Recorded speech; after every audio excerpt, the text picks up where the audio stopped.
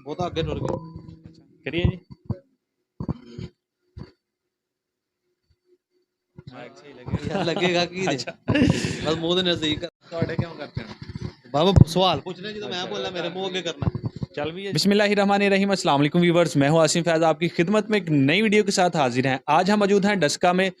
डस्का में ज़िशान भाई के पास मौजूद हैं और ये काफ़ी सालों से फैंसी पोल्ट्री फार्मिंग जो है ये कैसा काम है, कैसे स्टार्ट करना चाहिए, किन दिनों में स्टार्ट करना चाहिए, तमाम तर मालूमात इन्हीं की ज़बानी आपके साथ शेयर की जाएंगी। वीडियो को लास्ट तक देखिएगा, इंशाल्लाह आपकी लर्निंग ज़रूर जी होगी। वालेकुम अस्सलाम। ज़िशान भाई कैसे हैं? अल्हम्दुलिल्लाह। अच्छा ज़ीशान भाई बताइएगा कि फैंसी पोल्ट्री अगर कोई करना चाहता है कैसे करे और किन दिनों में करे? चिक्स बच्चे लेके स्टार्ट करे या कि प्रॉपर ब्रीडर लेके वो स्टार्ट करे? क्या आप अपना जो आपका तजर्बा है उसके मुताबिक आप दोस्तों को क्या मशवरा देंगे? आसम भाई आपने एक ही इस लाइन के अंदर काफ़ी ज़्यादा सवाल कर दिए कि किन दिनों में शुरू करें, किस ब्रीड पे शुरू करें, तो इनको हम डिवाइड कर लेते हैं। सबसे पहले इस पे बात करते हैं कि किन दिनों में फैंसी पोल्ट्री का या किसी भी पोल्ट्री का काम शुरू करना चाहिए। किसी भी टाइम आप शुरू कर लें साल के अंदर, माह सवाए दो टाइमों के अंदर, जब गर्मी खत्म हो रही हो और सर्दी खत्म हो रही हो, ये दो टाइम जो हैं जब मौसम चेंज हो रहा हो, उन दिनों में जब आप बर्ड्स को एक जगह से दूसरी जगह शिफ्ट करते हैं, फॉर एग्जांपल आप कहीं से खरीद के अपने पास लेके आते हैं, तो बर्ड्स के डिस्टर्ब होने के चांसेस काफ़ी ज़्यादा होते हैं। वैसे भी नॉर्मली जब आप बर्ड को एक जगह से दूसरी जगह शिफ्ट करते हैं, इवन के इंसान अपनी ही मिसाल ले ले, तो जब वो अपने शहर से किसी दूसरे शहर में ट्रैवलिंग करके जाता है तो उसको ज़रूर कोई ना कोई मसले दरपेश आते हैं इंटरनली। तो इसलिए ये दो मौसम जो है इन दिनों में स्टार्ट नहीं करना चाहिए। बाकी आप साल में किसी भी टाइम आप शुरू करें, इंशाल्लाह पोल्ट्री में आपको फ़ायदा मिलेगा। लेकिन उससे पहले आपको कुछ सीखना पड़ेगा पोल्ट्री के बारे में, सिर्फ वीडियोस में नहीं बल्कि प्रैक्टिकल में सीखने का तरीकाकार ये है कि आप फार्म्स विजिट करें, उनके फार्मर से मिलें, वीडियोस भी देखें और कुछ लिमिटेड बर्ड थोड़े बहुत अपने हाथों में रख के उनसे सीखें कि किस तरह इनको पालना है, क्या इनमें मुश्किलात आ सकती हैं। दूसरा सवाल आपने ये किया कि किन ब्रीड्स पे काम करना चाहिए, तो ये भी एक लंबा चौड़ा कह लें कि टॉपिक है। लास्ट टाइम मैंने वीडियो आपके साथ ही शेयर की थी कि ब्लैक एस्ट्रोलोप या लाइट सुसेक्स या जितनी भी कमर्शियल ब्रीड्स जो इंपोर्ट हो रही हैं बाहर से, उनका एक टाइम था। अब इस वक्त ये अलमिया है, ये हाल है कि जो मैंने बात की थी उस वक्त बहुत से फार्मर्स नाराज़ हुए थे। उनका नाराज़ होना बनता भी था क्योंकि वो ब्लैक एस्ट्रोलोप का काम कर रहे थे। लेकिन वो लोग जिनके बारे में कहा था मैंने कि उनको धोखा हो रहा है, कि वो जो तवक्कुआत लेके, जो एक्सपेक्टेशंस लेके एस्ट्रोलोप पाल रहे हैं, ठीक 4 से 5 माह बाद उनको मुश्किल दरपेश ये आएगी कि जो उन्होंने सोचा हुआ था 150 रुपये का चूज़ा, 100 रुपये का चूज़ा, 120 रुपये का चूज़ा, वो फिर सेल नहीं होगा। और वही हुआ आज के आज चूज़ा 40 रुपये पर सेल नहीं हो रहा, 50 का भी सेल नहीं हो रहा, 60 का भी नहीं सेल हो रहा, और अंडा 20, 15, 25 रुपये का सेल नहीं हो रहा। तो ये कहने का मकसद ये है कि आप लोग उस फील्ड की तरफ चलें जो लॉन्ग टाइम के लिए चल सके। तो मुझे लास्ट टाइम ये कहा गया जी ये फैंसी पोल्ट्री को इसलिए प्रमोट करते हैं क्योंकि फैंसी पोल्ट्री ये खुद काम करते हैं, और अल्हम्दुलिल्लाह मैं फैंसी पोल्ट्री का काम करता हूं क्योंकि मुझे ये लॉन्ग टाइम से चलता हुआ नज़र आ रहा है, और ये आने वाले वक्त में भी चलेगा क्योंकि इंसान का शौक ख़त्म नहीं हो सकता। और दूसरा ये लिमिटेड बर्ड्स है, और लिमिटेड कोई भी चीज़ हो वो इतनी जल्दी ख़त्म नहीं होती। तो इसलिए फैंसी पोल्ट्री में आप किसी भी ब्रीड से करें, इंशाल्लाह आपको मज़ा आएगा देर पा के लिए। अच्छा ज़ीशान भाई ये बताइएगा कि सबसे पहले जो सवाल किया जाता है फार्मर्स, वो ये कहते हैं कि इनको सेल कहाँ पे करें? और अगर ये बंदा रख ले तो इनको कैसे, मतलब इनको एनवायरनमेंट किस तरह का देना चाहिए? ये बड़े इकट्ठे मैंने 2-3 सवाल पूछ लें, इनको थोड़ा-सा डिफाइन कीजिएगा। देखिए सबसे मेन चीज़ ही सेल है कि चीज़ को रखना आसान है, बेचना मुश्किल है। तो इसकी मैं छोटी सी मिसाल ये लूँगा कि आपके मोहल्ले के अंदर या कोई भी, फॉर एग्जांपल एक नया टाउन बनता है, कोई भी एक नई सोसाइटी बनती है, तो वहाँ पे जब कोई शॉप बनती है किसी चीज़ की तो फिर ही उसकी चीज़ें सेल होती हैं। नहीं तो लोग वहाँ से उठते हैं, दूसरी कहीं जगह पे जाके, दूसरे शहर जाके वहाँ से चीज़ें लेके आते हैं।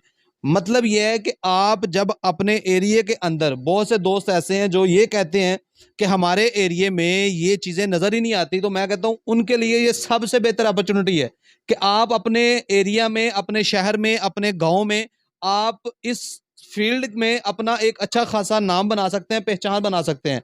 चीज को मुतारफ करवाएंगे तो इंशाल्लाह वो बिके भी, क्योंकि वो कहते हैं कि दिखता है तो बिकता है। सबसे बेहतरीन तरीका यह है कि अगर आपको ये सोच पड़ गई कि ये कहाँ पे सेल होना है, तो प्यारे भाइयों आप ऐसा करें, छोटी सी शॉप लें, 2 3 4 5 हज़ार किराए वाली, वहां पे 5 7 पिंजरे रखें और पिंजरे बाहर रखें दुकान से, और वहां पे ये बर्ड्स रखें। फिर देखिएगा सुबह से शाम तक आपके पास कितने लोग आते हैं, सिर्फ इनकी खूबसूरती उनको अट्रैक्ट करके लेके आएगी। अब बात आ जाती है दूसरी तरफ कि जो प्रॉपर ये काम स्टार्ट कर लेते हैं, मोहल्ले में शॉप वगैरह नहीं बनाना चाहते, तो हम लोग अपनी जो बात करेंगे किस किस तरीके से हम लोग सेल करते हैं। सबसे बेहतरीन तरीका जो आप पर्सनली अपना OLX पे जहां पे भी बर्ड लगाएं, आप किसी भी शहर में, कस्टमर आपके पास खुद पहुंचता है। फॉर एग्जांपल मैं अपनी बात करूं तो मैं अगर कुछ चीज़ चाहिए होती थी ना आज से 8 10 साल पहले, तो मुझे नॉर्मली लाहौर, गुजरावाला, इस्लामाबाद, रावलपिंडी इन शहरों की तरफ जाना पड़ता था। उन शहरों से लोगों से चीज़ें मंगवानी पड़ती थी।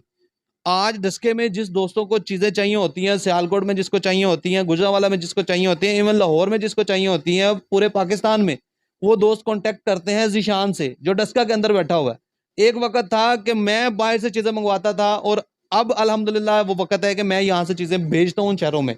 तो ये आपके हाथ में है कि आप किस तरह लेके चलते हैं। आप फेसबुक पे जाएं, वहां पे आप सेल कर सकते हैं। आप व्हाट्सएप ग्रुप्स, सैकड़ों क्या हजारों ग्रुप्स हैं, वहां पे सेल कर सकते हैं। आप OLX पे सेल कर सकते हैं। और सबसे बेहतरीन तरीका का, जिस तरह मैं वीडियो इस वक्त शूट करवा रहा हूं या मेरी वीडियो बन रही है, आप भी वीडियो अपनी बनवाएं। अगर आप प्रॉपर काम कर रहे हैं तो आपको भी गाहक खुद आएगा, बजाय इसके कि आप किसी को बताएं। लोग आपसे खुद पूछेंगे कि आपके पास फॉर सेल क्या है। तो ये तरीका कार है सारा सेल करने का।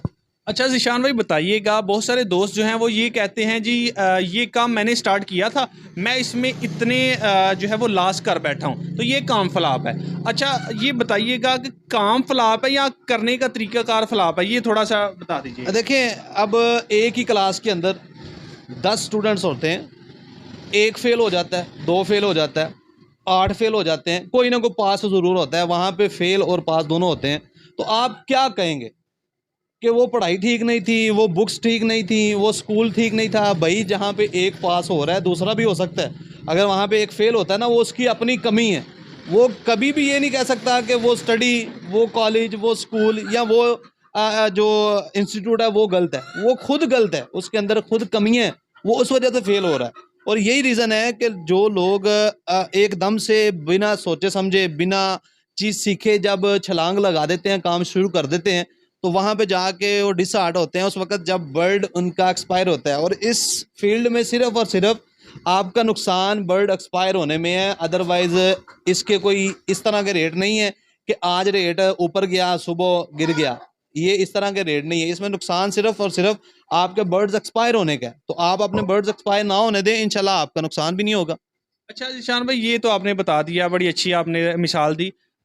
ऐसे लोगों को आप क्या कहना चाहेंगे जो दूसरे लोगों को मोटिवेट करने की बजाय डीमोटिवेट करते हैं कि ये काम फ्लॉप काम है, आप करेंगे आपको नुकसान होगा, इस तरह से बजाय कि अगर कोई करना चाहता है उसे मोटिवेट करने के डीमोटिवेट करना, इन लोगों को आप क्या पैगाम देना चाहेंगे? देखिए, इसमें सबसे पहले तो मैं ये कहना चाहूँगा कि खुदारा, अगर कोई खुद नहीं कर सकता कुछ तो दूसरे को करने दें, पहली बात तो ये।